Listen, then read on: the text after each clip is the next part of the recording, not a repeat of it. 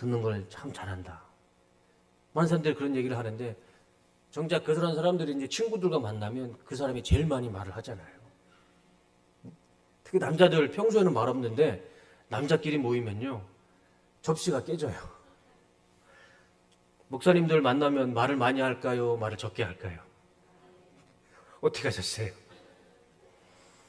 제 친구들이 이제 모이면 아내가 이제 부부끼리 이제 만나서 이제 모이면 아내가 그러더라고요. 목사님들은 왜 그렇게 말을 많이 하냐고. 남자들은 평소에 목사님이건 남자들이건 평소에는 말을 안 하다가 이제 친구끼리 만나면 가까운 사람들끼리 만나면 이제 막 방언이 터지는 거예요. 밤새도록 얘기해도 부족하지 않아요.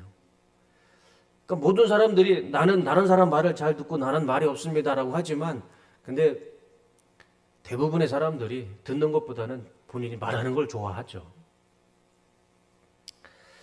사람의 심리는 남의 말을 들어주는 것을 별로 원하지 않는다고 합니다. 이건 제 얘기가 아니고 심리학에서 그래요. 몇 가지 이유가 있어요. 한 15가지인가 20가지인가 제가 한번 리스트를 다 한번 살펴봤는데 그걸 다 이야기하기 너무 시간이 오래 걸리고 6가지만 제가 한번 가지고 와봤습니다. 왜 심리학적으로 왜 사람이 다른 사람, 타인의 말을 듣기 싫어하는가? 그 이유를 6가지로 제가 정리해 봤습니다.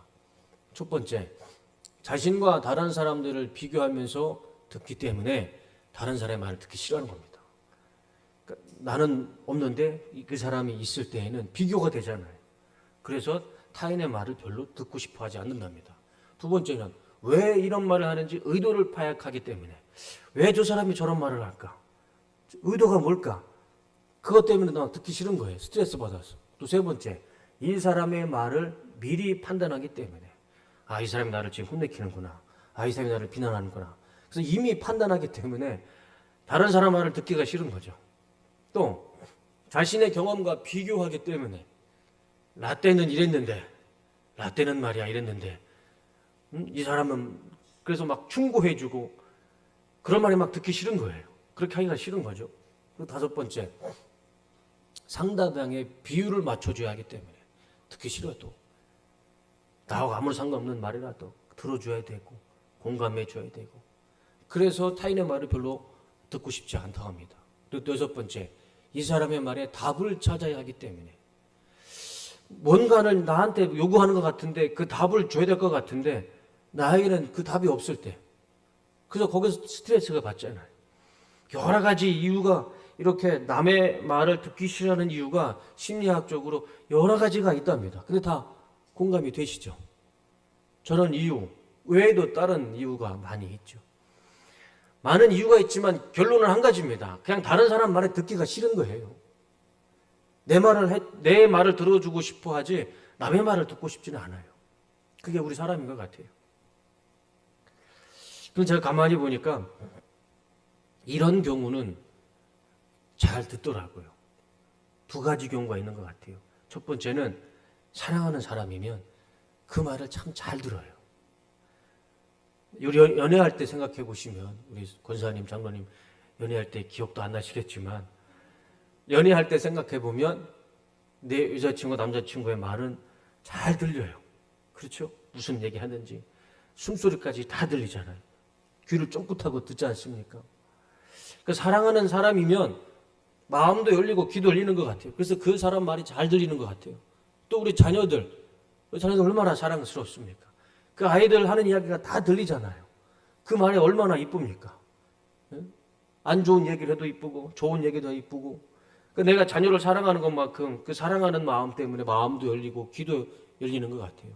그래서 사랑하는 사람은 내가 그 사람이 사랑하는 마음이 있으면 그 사람이 뭘 하든 내가 말하는 것보다 들어주는 게 귀가 열리는 게 사랑하는 사람에게는 귀가 열리는 것 같아요.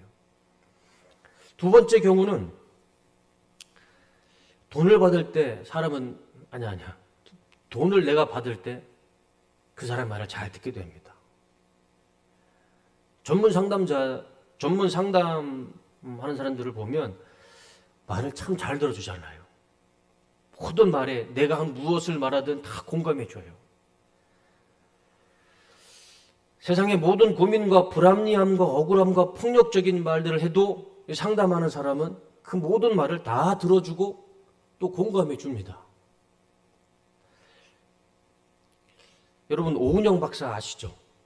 그 오은영 박사 제가 한번 찾아보니까 10분에 상담하는 금액이 얼마인 줄 아세요? 10분 하는데 9만 원이랍니다. 10분, 딱 10분 하는데 상담비가 9만 원이랍니다. 1시간을 넘기면 또 추가 비용이 발생한답니다. 그 1시간에 10만 원이 아니고 10분에 10만 원이랍니다. 그러니까 10분에 10만 원을 받으니 그 사람의 말을 쫑긋 귀를 세워서 그 사람 말을 잘 들어야겠죠. 그러니까 상담하는 사람들이 이 전문 상담가들이 걸리는 병이 있다고 합니다.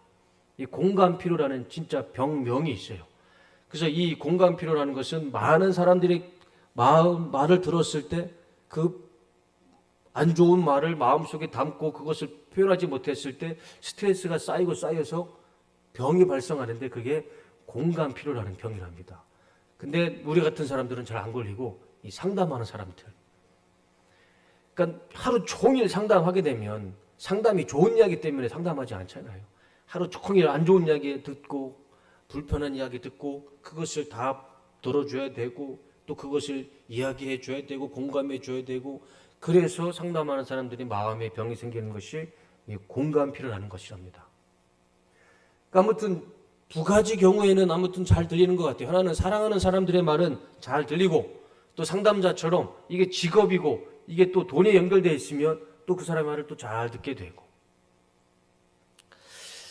19절 말씀 한번 다시 한번 보여주세요. 19절 말씀. 누구든지 듣기는 빨리 하고. 이 빨리라는 단어가 어떤 말일까요? 진짜 빨리 들으라는 말씀일까요? 이 말씀은 그 말을 잘 들으라는 거겠죠. 잘 들으라는 거겠죠. 오늘 이 말씀처럼 듣기 싫어도 우리 가운데 어떠한 수많은 만남과 대화 가운데 내가 듣기는 싫더라도, 나에게는 별로 상관이 없는 말이라 할지라도 오늘 말씀처럼 마음을 열어서 사랑하는 마음으로 그 사람들의 타인의 말을, 이웃의 말을 들어주는 은혜가 우리 가운데 있어야 할 줄로 믿습니다. 그것이 오늘 야고보서의 말씀을 통해서 우리에게 가르쳐 주시는 우리가 온유한 마음으로 받아들여야 할 말씀입니다. 듣기를 속히 해라. 듣기를 잘해라. 두 번째는 자신의 말은 천천히 하자입니다. 19절 말씀 다시 한번 보여주세요. 누구든지 듣기는 빨리 하고 듣는 것은 잘 들어주고, 두 번째는 말하기는 더디해라. 이 더디해라는 말이 뭘까요? 천천히 하라겠죠. 천천히 해라. 말을 좀 아껴가면서 해라. 제가 25살부터 전도사를 하면서 1절에도 한번 제가 말씀을 드렸던 것 같은데, 전도사 시절에 제일 힘들었던 거는 새벽 예배 차량 운행이었어요. 새벽 4시에 일어나서 차량 운행하는 것이 그게 보통 쉬운 일은 아니더라고요. 너무 힘들었습니다. 금요일 같은 경우는 금요 차례가 있잖아요. 그러면 금요 차례를 끝나고 12시 넘어서 차량 운행을 하고 또 새벽에 또 차량 운행을 해요. 4시에 일어나서. 그러면 토요일 날 정신이 없어요. 그게 한 3년, 4년 쌓이니까, 피로가 쌓이니까 이 간이 망가지더라고요. 그래서 제가 한번 내과에 가서 피 검사를 하니까 간 수치가 200이 넘었어요. 제가 30살 초반이었는데 의사가 그러더라고요. 당신 도대체 뭐 하는 사람이냐. 그러니까 피로가 쌓이니까 이 간이 제일 먼저, 이 기능 중에 간이 제일 먼저 피로를 받더라고요. 그래서 우리 성도님들 피로하실 때 그냥 간을 생각하시라도 피로하거나 또 이렇게 스트레스 받지 않았으면 좋겠어요. 제가 그거를 경험하니까 그렇게 스트레스를 받고 간이 이렇게 망가지고 나서 하나님이 감사하게도 목사 한 수를 받고 홍천으로 보내주셨어요. 산 좋고 물 좋고 인심 좋은. 그래서 거기서 몸이 많이 회복이 됐습니다. 지금은 정상으로 돌아왔어요. 지금은 정상으로 돌아와가지고 얼마나 감사한지 몰라요. 제가 계속 그 교회에서 사역을 했으면 아마 제 간이 더 많이 망가지지 않았을까 싶어요. 그리고 가서 이제 군인교회 담임 목사로 갔는데 또 거기서 예기치 못한 어려움이 있더라고요. 군 간부들이, 믿지 않는 사람들이 이 교회와 군교회 목사를 그렇게 인정을 하지 않더라고요. 뭐 세상 속에서도 마찬가지겠지만 이 군 문화 안에서는 그게 더 심하더라고요. 본인도 힘든데, 본인도 힘들고 본인도 군생활 어려운데 군인교회, 뭐 군인교회 목사 인정해 주지도 않고 그냥 무시하는 게 그냥 그냥 일상이더라고요. 그게 너무 힘들더라고요.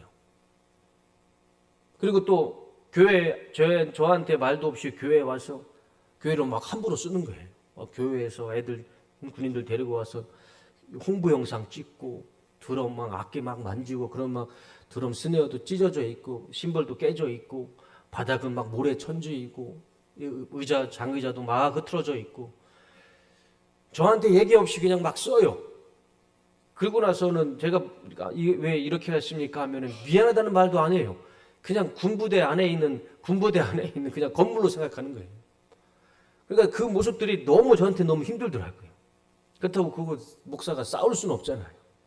그러니까 제가 혼자 스스로 정리하고 찢어진 거 깨진 거 다시 수리하고 사고 그게 10년 넘게 계속 반복되니까 그게 제일 힘들더라고요. 그렇지만 제가 뭐 전도사 시절에도 그렇고 또 군인교회 담임 목사 10년 넘게 하면서도 힘들 때마다 그냥 그런 생각을 했어요. 이 또한 지나가리라. 이 또한 지나가리라. 잠깐이지 뭐. 이게 뭐 오래 영원토록 지냈을 것도 아니고 이 또한 지나가리라. 그러고 나서 그냥 빗자루 한번 하면 그냥 마음이 풀리곤 했습니다. 그런데 사역하면서 전도사 사역을 하면서부터 지금까지 이 문제는 해결이 안 되더라고요. 이 어려운 문제는 대안도 없고 수습도 안 되고 해결 방법이 없더라고요. 그게 뭐냐면 제가 말 실수하는 겁니다. 목사로서 말 실수했을 때, 사역자로서 말 실수했을 때 이거는 어떻게 해서라도 상황이 해결도 안 되고 수습도 안 되고 이거를 수습하고 해결하려고 하면 더 문제가 커지는 거예요. 그러니까 목회자가 사역자가 이 말을 참 조심해야겠더라고요. 제가 말 한마디 잘못하면 설교 시간이든 개인적으로든 만나서 말 잘못하면 그게 소문으로 퍼지고 1,500명 그 여단의 간부들이 다 퍼집니다. 제가 그거 보고 얼마나 놀랐는지 몰라요. 저 교회 구회단 교회 목사가 이런 말을 했다. 그 말이 아무것도 아닌 것 같은데 삽시간에 퍼지더라고요. 그러면서 이거 목사가 말 한마디 잘못했다가는 큰일 나겠구나. 그리고 그것을 한번 뱉은 말은 수습이 안 돼요. 주워 담을 수가 없는 거예요. 일일이 가서 사과할 수도 없고 일일이 가서 해명할 수도 없고. 그래서 말하는 것이 이게 정말 이게 중요하구나라는 생각을 해봤습니다. 예전에 우리 아내가 이런 얘기를 하더라고요. 우리 뚝섬교회는 아니고 전에 사역했을 때 저 아내가 그런 말을 해요. 우리 교회 성도님 중에 한 명이 자기한테 막 짜증 섞인 말로 목사님 설교를 들으면 답답해서 죽겠습니다. 막 짜증을 해드려요. 제가 그 얘기를 듣고 제가 깜짝 놀랐습니다. 내가 설교 시간에 무슨 말실수를 했나? 내가 설교를 그렇게 막 답답하고 짜증날 정도로 설교를 못하나? 여러 가지 막 생각이 드는 거예요. 왜 성도님은 그 성도님은 저한테 직접 하지도 않고 아내를 통해서 그런 말을 했을까? 그 이야기를 듣고 나서 그게 저한테는 트라우마가 됐어요. 지금도 제 머릿속에는 제 설교가 막 답답할 거다는 막 그런 두려움이 있어요. 내가 그렇게 답답하게 설교를 했나?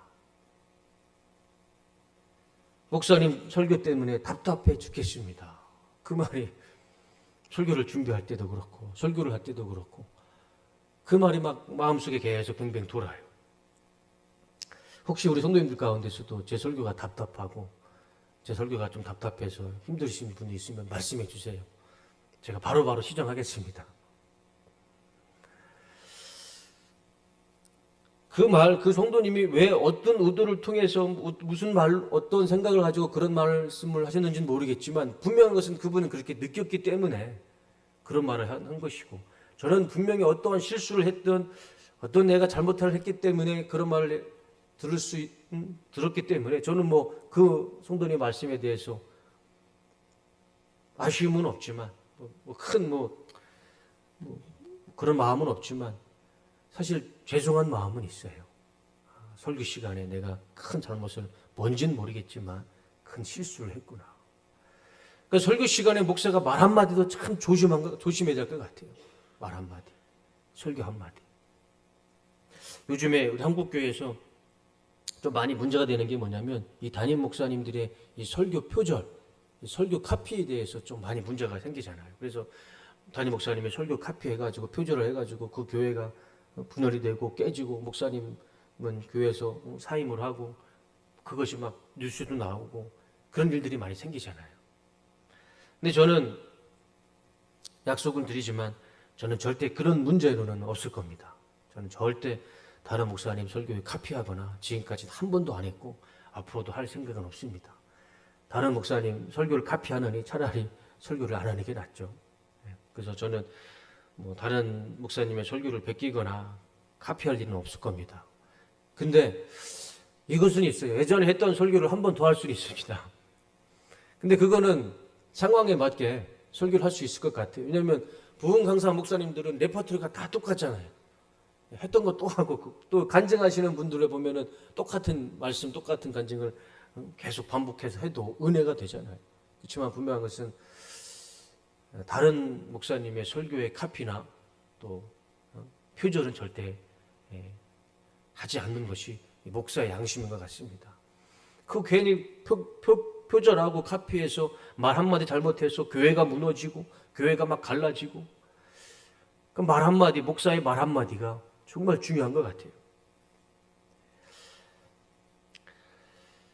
한번 내뱉은 말은 정말 주워 담을 수가 없겠더라고요. 저는 그런 생각을 해봤습니다. 그렇게 제가 말 한마디에 성도님들이 상처를 받고 군교회 믿지 않는 군인들이 상처받을 때 그런 생각을 해봤어요. 제가 중학교 때 한문 시간에 펜글씨를 썼습니다. 펜글씨. 그러면은 선생님이 펜을 가지고 오라고 하고 또 잉크통을 가져오라고 합니다. 그러면 잉크통에서 찍어서 펜글씨를 이제 쓰는데 선생님이 항상 그랬어요. 요 잉크통을 항상 조심해라. 넘어지면은 큰일 난다. 항상 그렇게 그 수업 시간에 항상 주의를 줘도 꼭 그 통을 넘어뜨린 애가 항상 있었어요. 그러면 잉크통을 그 책상 위에서 넘어뜨리면 어떻게 됩니까?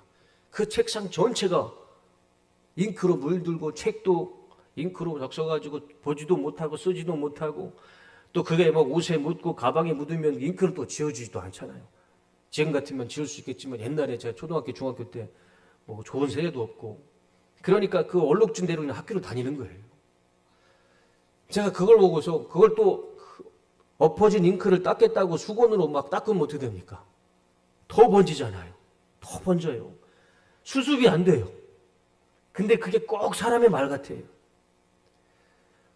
사람의 말이 잉크통에 잘 정제되고 절제되게 잘 담아 있으면 그건 너무 그 잉크를 통해서 아름다운 시도 쓸 수 있고 그걸 통해서 노래도 만들 수 있고 그것도 편지를 쓸 수 있고 성경을 쓸 수 있지만 그게 넘어지면 아무것도 쓸 수가 없어요. 잉크 넘어지면 그거 쓸 수 있는 게 뭐가 있겠습니까? 또 그걸 또 지우겠다고 그 뱉은 말을 지우겠다고 수습해봐야 더 말만 더 무성해지고 수습도 안 돼요. 그러니까 우리의 말이 잉크통에 담아있는 잉크 같아요. 우리의 말도 잘 절제하고 정제되면 사람을 살리고 영혼을 살리고 사람을 격려하고 힘을 주고 위로해주는 말이 될 수도 있는데 그게 깨지고 넘어지고 그걸 또 수습했다고 막 닦고 번지면 이거는 뭐 걷잡을 수 없이 더 잉크가 더 번져지고 수습도 안 되는 그게 꼭 우리의 사람의 말인 것 같습니다. 잠언 18장 21절 말씀을 보여주시면 죽고 사는 것이 혀의 힘에 달렸나니 혀를 쓰게 좋아하는 자는 혀의 열매를 먹으리라. 잠언에 하나님께서 분명히 말씀해 주고 있습니다. 우리의 혀가 우리의 말이 이 말 때문에 죽기도 하고 살기도 한다는 겁니다. 아주 중요한 말씀이죠. 저는 저 말씀을 그냥 저는 쉽게 들리지가 않아요. 저는 하나님의 말씀을 전하는 목사로서 내가 상대상에서 하나님 말씀을 잘 전하면 영원히 살 것이고 내가 하나님 말씀을 이상하게 전하고 거짓으로 정하면 그 말을 듣는 영혼들이 죽을 수도 있는 저 말씀대로라면 영원히 살기도 하고 영원히 죽기도 하잖아요. 저 말씀이 저에게는 정말 크게 중압감으로 다가옵니다. 저뿐만 아니라 우리 성도님들 삶 가운데서도 아마 저와 똑같은 생각을 하시리라 생각을 합니다. 내가 쓰는 말 때문에 우리 아이들이 상처받고 같은 동료가 상처받고 또 교회 안에서도 내가 쓰는 말 때문에 우리 교회에 있는 지체들이 상처받고 그래서 교회를 떠나게 되고 그런 일들이 우리 일상 가운데 많이 나타나는 것 같아요. 그래서 우리 말씀처럼 말을 더디해라. 말을 더디해라. 말을 천천히 하고 조심하고 더디해라. 그것이 야고보서를 통해서 우리에게 온유한 마음으로 받아들여야 할 하나님의 말씀임을 믿습니다. 속담에도 이런 말들이 많아요. 한번 보여주시겠어요? 관 속에 들어가도 막말은 하지 마라. 곰은 쓸개 때문에 죽고 사람은 혀 때문에 죽는다. 새치 혀가 사람 잡는다. 웃으려고 한 말에 초상 치른다. 말은 적을수록 좋다. 말 한마디에 청년빛도 갚는다. 말이 씨가 된다. 저게 속담이지만 저 말 하나에 다 언중주거리라고 다 뼈가 있잖아요. 성경에서도 오늘 본문에서도 말하기를 더디해라. 말하기는 조심해라. 그리고 또 우리가 일상에 쓰는 말 가운데서도 속담 속에서도 말을 조심하고 말을 아껴서 해라. 우리가 말을 조심해야 되는 것은 정말 진리인 것 같습니다. 듣기는 번개같이 듣고 말하기는 거북이처럼 하는 것.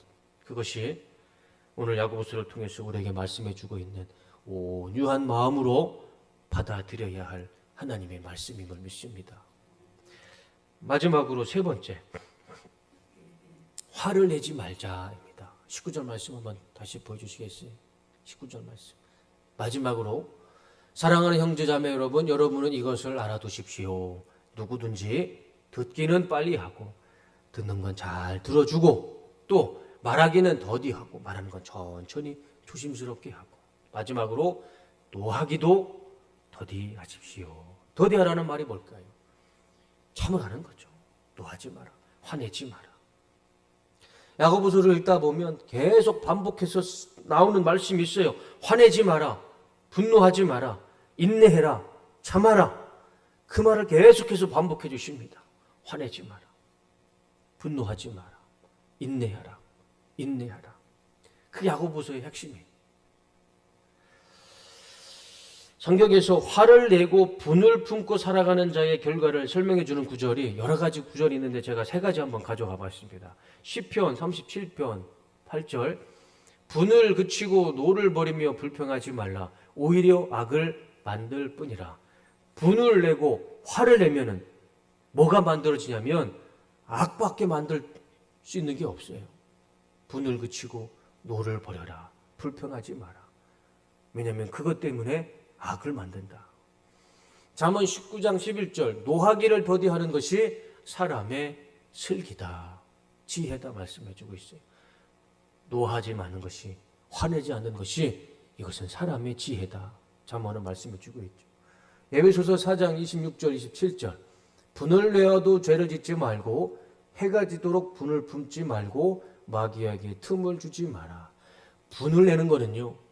죄를 짓는 거는요. 마귀한테 틈을 주는 겁니다. 우리가 굳이 분을 내서 화를 내서 마귀한테 내 인생에게 틈을 줄 필요는 없잖아요. 그러니까 성경 곳곳에 이거 말고도 곳곳에 우리에게 화를 내지 말고 분노하지 말고 인내하고 참고 그 말씀들을 우리에게 수없이 반복해서 해주고 있고 이 야고보서에도 오늘 야고보서에도 이것을 화내지 말고 화를 더디하라는 것이 온유한 마음으로 받아들여야 할 하나님의 말씀이다 라고 우리에게 가르쳐주고 있습니다. 사실 또 생각해보면 이 화내고 분노하는 것 그 사실 불덩어리잖아요. 또 가시잖아요. 화냈을 때 내가 분노했을 때 모든 것이 다 짜증이 나고 화가 나는데 그 불덩어리 그 가시를 내가 품고 살아봐야 좋을 게 하나도 없잖아요. 내 마음 가운데 불을 품고 살아가는데 나만 데일 것이고 내 마음 가운데 가시를 품고 살아가는데 나만 찔리지 나에게 좋을 것이 하나도 없는 게 분을 내는 것이고 또 분을 내며 화를 내며 살아가는 것이 그것이 나한테는 전혀 좋고 이롭게 할 것이 아무것도 없는 것이 이 분이고 이 화라고 생각을 합니다. 그래서 성경에 보면 오늘 본문의 말씀에 보면 더더욱 화를 내지 말아야 할 이유를 20절에서 말씀해 주고 있어요. 인간적인 분노는 하나님의 의로운 뜻을 이루지 못합니다. 결국은 화를 내면은, 분을 내면은 하나님의 뜻을 이루지 못한다. 그렇게 말씀해 주고 있습니다. 성경에 화를 내서 하나님의 뜻을 이루지 못한 사람이 누가 있을까요? 아주 대표적인 사람이 있죠. 이 사람이 딱 한 번 화를 냈는데 이 화낸 것 때문에 하나님의 뜻을 이루지 못했어요. 누가 있을까요? 네? 네, 모세, 아론. 모세가 민수기 20장에 보면 유대인들이 이집트를 탈출해서 신광야에서 하나님 앞에 모세한테 막 화를 내고 짜증을 내잖아요. 왜 우리를 여기까지 끌고 와서 여기서 물도 못 마시고 포도주도 못 마시고 먹는 거라고는 만나와 메추르밖에 없고 막 짜증을 냅니다. 우리가 언제 당신한테 이집트에서 우리를 탈출시켜달라고 얘기했느냐. 왜 우리를 이집트에 놔두지 왜 우리를 여기까지 끌고 와서 우리를 왜 죽게 만드느냐. 막 화를 냅니다. 그랬을 때 하나님이 그 유대인들의 그 이야기를 듣고 모세에게 말씀하시죠. 너는 지팡이를 들어서 저 바위에게 명령을 해라. 그럼 내가 바위에게서 생수를 주겠다. 물을 주겠다. 그렇게 하나님이 모세에게 말씀을 하세요. 그러면 모세는 어떻게 될까요? 하나님 말씀 그대로 지팡이를 들어서 바위에게 명령을 해야겠죠. 그런데 모세가 어떻게 합니까? 화를 내죠. 민수기 20장 10절과 11절 말씀 한번 보여주세요. 아론과 함께 백성을 그 바위 앞에 모아놓고 이 반역자들이요, 우리가 당신들을 위해 이 바위에서 물을 내야 하겠소 하며 지팡이를 들어 바위를 2번 쳤다. 그러자 물이 분수처럼 솟구쳐 나와 백성과 그들의 짐승이 다 그 물을 마셨다. 물은 나오긴 나왔어요. 그런데 모세가 무슨 실수를 했습니까? 하나님은 분명히 바위를 향해서 그냥 명령하라고 말씀하셨는데 모세가 막 화를 내잖아요. 이 반역자들아, 내가 여기서 이 반석에서 물을 내게 해야겠느냐. 그러면서 지팡이로 반석을 2번이나 칩니다. 그 마음 가운데 감사한 마음으로 쳤을까요? 기쁜 마음으로 쳤을까요? 화가 나고 분을 품고 지팡이를 2번 친 거잖아요. 내가 이것까지 해야 되느냐. 이 반역자들아. 하나님이 그걸 보셨어요. 그걸 그대로 보셨습니다. 그래서 모세가 하나님의 뜻을 이루었을까요? 못 이뤘을까요? 못 이뤘어요. 40년 동안 그 힘든 광야 생활을 모세가 다 이끌었잖아요. 유대 사람들, 그 이스라엘 사람들, 정말 그 고집불통인 이스라엘 사람들, 그 많은 사람들의 그 고집불통인 이스라엘 사람들의 원망과 불평과 그 모든 것을 다 들었잖아요. 이집트에서 바로와 싸우면서 이스라엘 사람들을 탈출시키고 40년 동안 갖은 고생을 했으면 하나님의 마지막 뜻이었고 하나님의 마지막 목적이었던 가나안 땅에 들어가야 되잖아요. 누구보다 먼저 하나님은 모세를, 아론을 그 가나안 땅에 그 땅을 밟게 하는 것이 하나님의, 모세와 아론이 수고한 대가겠죠. 하나님의 대가이겠죠. 그렇지만 하나님은 그렇게 하지 않으셨어요. 민수기 20장 28절을 보시면 모세는 아론의 옷을 벗겨 그것을 그의 아들 엘리에셀에게 입혔다. 아론은 그 산 꼭대기에서 죽었다. 아론은요, 가나안 땅에 들어가지도 못했어요. 아예 보지도 못했어요. 어느 산인지도 모르겠지만 아론은 산에서 죽어요. 가나안 땅에 들어가지 못합니다. 하나님의 뜻을 이루지 못해요. 모세도 마찬가지죠. 그래도 모세는 하나님의 가나안 땅을 보여주시긴 보여주세요. 신명기 34장 4절에서 그리고 주님께서 그에게 말씀하셨다. 이것은 내가 아브라함과 이삭과 야곱에게 맹세하여 그들의 자손에게 주겠다고 약속한 땅이다. 가나안 땅이잖아요. 내가 너에게 이 땅을 보여주기는 하겠지만 네가 그리로 들어가지는 못한다. 그 눈앞에서 자신의 보는 그 40년 고생하고 왔는데 모세는 그 땅을 밟지를 못해요. 그냥 멀찍이서 보기만 합니다. 그 이유가 뭘까요? 민수기 20장 12절에 말씀하시죠. 그러나 여호와께서 모세와 아론에게 너희가 나를 믿지 않고 이스라엘 백성들 앞에서 나를 거룩한 자로 높이지 않았으므로 너희는 그들을 인도하여 내게 준 땅으로 들어가지 못할 것이다. 하나님은 그걸 기억하신 거예요. 하나님 앞에서, 사람들 앞에서 모세가 분을 냈습니다. 화를 참지 못했어요. 하나님은 그거를 기억하시고 그걸 보시고 그 40년 고생한 모세를 가나안 땅에 들어가지 못하고 그냥 그 보는 앞에서 하나님 모세를 데려가십니다. 오늘 본문 20절 말씀 다시 한번 보여주시겠어요? 인간적인 분노는 하나님의 의로운 뜻을 이루지 못합니다. 하나님은 분명히 말씀해 주고 있습니다. 분노하고 하나님 앞에서 분노하고 하나님 앞에서 노를 품고 화를 품는 자, 하나님이 그것을 기억하셔서 하나님의 뜻을 이루지 못하게 하는 그런 모세와 같은 심판을 하나님께서 말씀해 주고 있는 것이죠. 이것이 오늘 야고보를 통해서 우리에게 온유한 마음으로 들어야 할 하나님의 말씀임을 믿습니다. 오늘 본문은 성도로서 어떻게 살아야 되는지, 우리가 어떤 마음과 태도와 자세를 가지고 살아야 되는지, 특별히 이 말, 이 언어, 거기에 대해서 야고보서가 우리에게 세 가지 온유한 말씀으로 들어야 할 말씀을 당부해 주고 있습니다. 정리하면 이렇습니다. 다른 사람의 말을 잘 듣자. 속히 들어라. 두 번째, 자신의 말은 천천히 하자. 조심스럽게 하자. 세 번째, 화를 내지 말자. 그래서 결론 21절. 그러므로 모든 더러운 것과 넘치는 악을 내버리고 너의 영혼을 능히 구원할 바 마음에 심어진 말씀을 온유함으로 받으라. 영혼을 능히 구원할 마음에 심어진 말씀, 이 세 가지 말씀, 19절의 말씀, 이 말씀을 이 시간 온유한 마음으로, 지금 나에게 주시는 하나님의 말씀으로 온유한 마음으로 받으시는 은혜가 있으시기를 주님의 이름으로 축원하고 축복합니다. 그래서 이 말씀을 지키며 살아갈 때 우리 뚝섬교회가 더 사랑으로 하나가 되고, 더 사랑으로 더 위로가 되고, 더 사랑으로 부흥하는 우리 뚝섬교회가 되기를 주님의 이름으로 진심으로 축원하고 축복합니다. 우리 시간에 이 찬양을 좀 같이 불렀으면 좋겠습니다. 다 아시는 찬양일 텐데 우리 찬양 부르고 정말 지금 말씀을 생각하면서 내가 입술로 지은 죄가 있고 또 내가 하나님 앞에 분을 품고 화를 낸 죄가 있다면 이 시간 하나님 앞에 회개하고 또 하나님 앞에 용서함 받고 다시 내가 내 말을 조심하고 또 내가 하나님 앞에 사람들 앞에서 분을 내거나 화를 내지 않겠다고 결단하는 그런 시간을 그런 기도를 했으면 좋겠습니다. 우리 찬양 다 같이 부르겠습니다.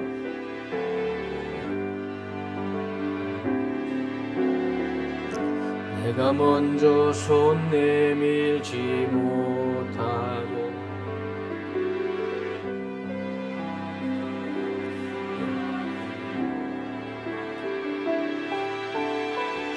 내가 먼저 웃음 주지 못하고 이렇게 머뭇거리고 있네. 그가 먼저 손 내밀기 원했고 그가 먼저 용서하길 원했고 그가 먼저 웃음 주길 원했네. 나는 어찌된 사람인가.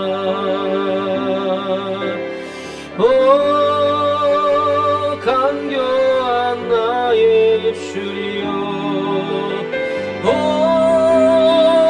더러운 나의 마음이여, 왜 나의 입은 사랑을 말하면서 왜 나의 맘을 화해를 말하면서 왜 내가 먼저 젖을 수 없는가 왜 내가 먼저 손해볼 수 없는가 오늘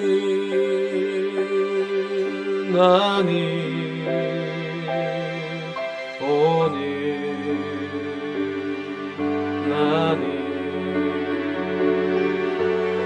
주님 앞에서 몸둘 바 모르고 이렇게 느끼며 서 있네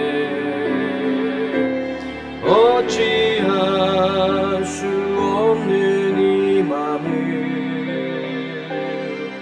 주님께 맡긴 채로 내가 먼저 섬겨주지 못하고 내가 먼저 섬겨주지 못하고 내가 먼저 이해하지 못하고 내가 먼저 높여주지 못하고 이렇게 고집 부리고 있네 그가 먼저 섬겨주길 원했고 그가 먼저 이해하길 원했고 그가 먼저 높여주길 원했네 나는 어찌된 사람인가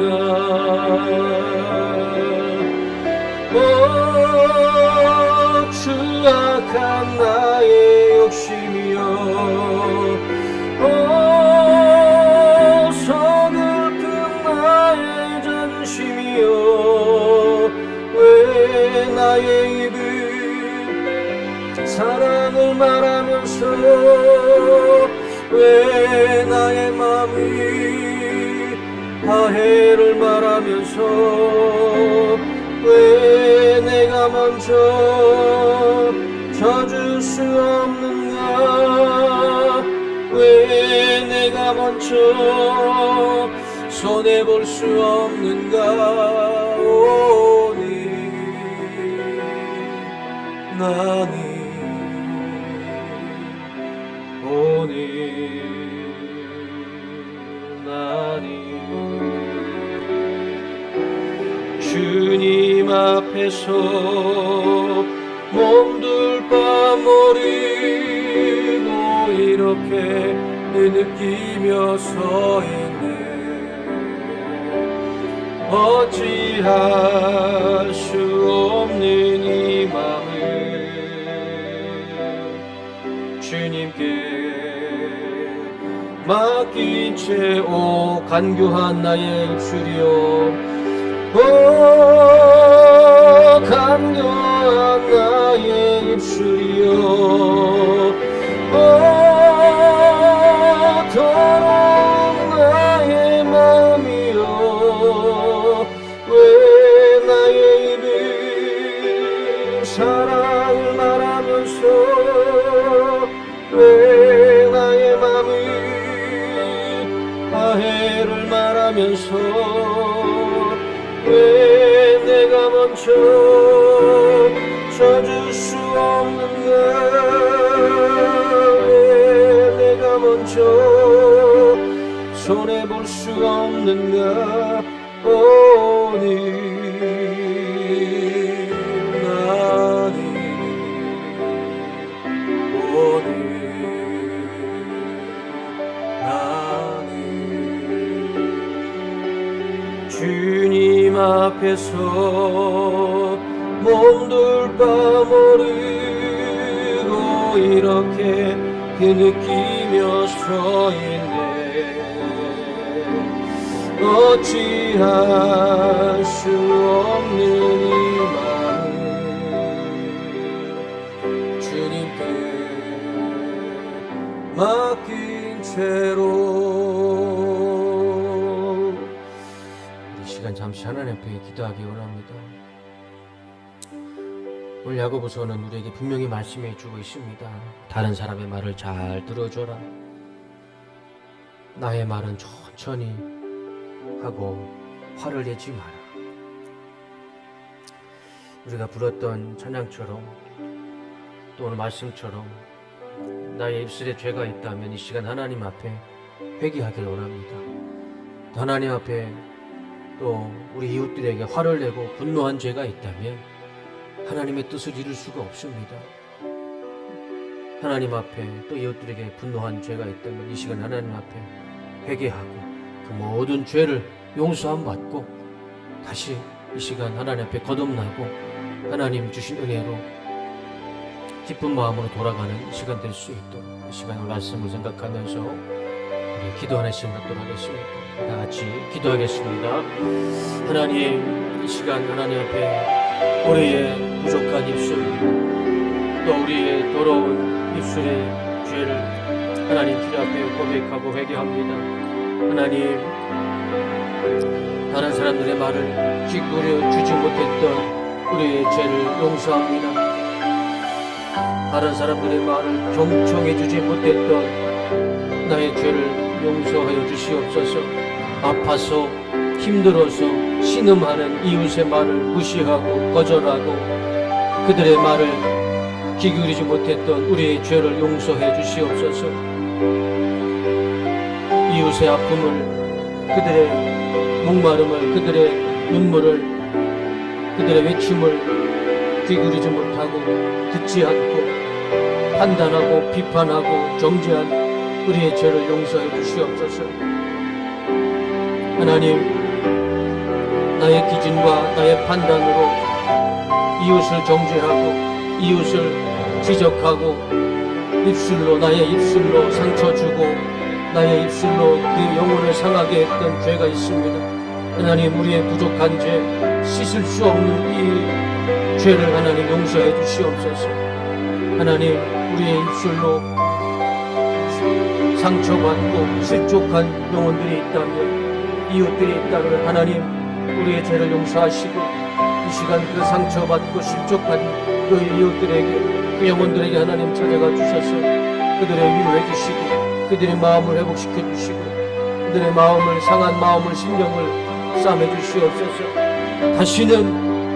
다시는 우리 뚝섬교회에서 서로의 입술로 인해서 상처받고 교회를 나가고 비난하고 눈물을 흘리며 이런 일이 일어나지 않도록 하나님 우리의 마음을, 우리의 입술을 성령의 제단으로 불태워 주시고 통제해 주시고 절제해 주시옵소서. 우리 안에서 서로 사랑하고 위로하고 격려하는 말들, 하나님을 찬양하는 말들로 가득 채워질 수 있도록 주님 축복해 주시옵소서. 어떠한 경우에도 하나님 앞에서 화를 내지 않고 불을 내지 아니하며 어떠한 경우에도 우리 이웃들 앞에서 화를 내거나 분을 품지 않도록 하나님 우리의 마음을, 우리의 믿음을 하나님 단단한 믿음으로 인내할 수 있고 참을 수 있는 믿음으로 하나님 우리에게 힘을 주시옵소서. 능력을 주시옵소서. 자녀에게 화를 내지 않고 자녀에게 함부로 말하지 아니하고 부모님에게 화를 내지 아니하고 부모님에게 함부로 말을 하지 아니하고 오늘 말씀처럼 온유한 마음으로 이 말씀을 마음에 품고 우리 삶 가운데 적용하며 실천하며 살아갈 때에 하나님 우리에게 은혜를 주시고 우리에게 하나님의 크신 사랑과 축복으로 하나님의 뜻을 이루며 살아가는 주의 성도, 주의 자녀가 될 수 있도록 주님 인도해 주시옵소서. 주님께서 우리의 기도를 들어주심을 믿습니다. 하나님, 들을 수 있는 귀와 절제할 수 있는 입과 참을 수 있는 마음을 주시옵소서. 이것이 하나님의 뜻이고 하나님의 말씀이고 온유한 마음으로 우리가 받아들여야 할 하나님의 말씀임을 믿습니다. 이 말씀을 지키며 순종하는 주의 자녀가 되게 해 주시옵소서. 이 말씀을 순종하며 살아갈 때 우리에게 구원의 길, 생명의 길, 축복과 은혜의 길로 우리를 인도하여 주시옵소서. 그렇게 살고자 결단하고 기도하는 지금 우리의 기도를